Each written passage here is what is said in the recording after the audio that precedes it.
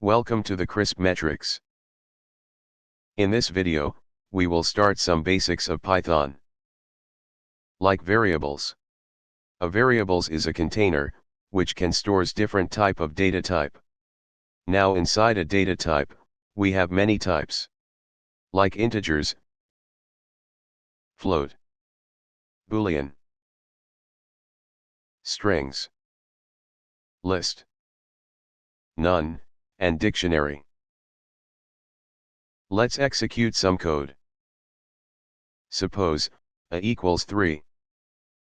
Then you can check a is 3 after execute.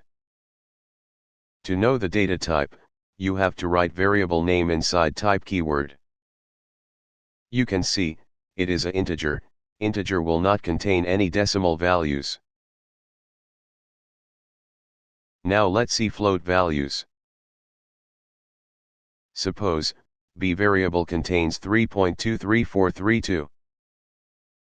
So you can see now b have that value. Let's check the type of b as well.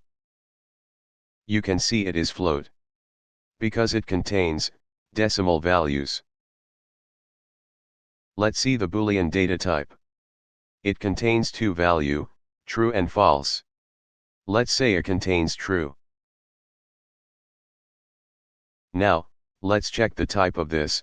You can see it is bool, it means Boolean. You can put this value as false as well. You can also get this bool value in many ways. Let's say we are checking the b is having 3.234 or not. To check you can write b equal to that number. If value is true, then it will say true. Let's see another data type, string. String means, you can store a character or sentence in a variable. For example, hey everyone. You have to store string into the quotes. You can check the type, it will show str, means string. Let's see what is list. List stores more than one elements. Let's store 3 elements, hey, new, everyone. You can see, list can store more than one elements.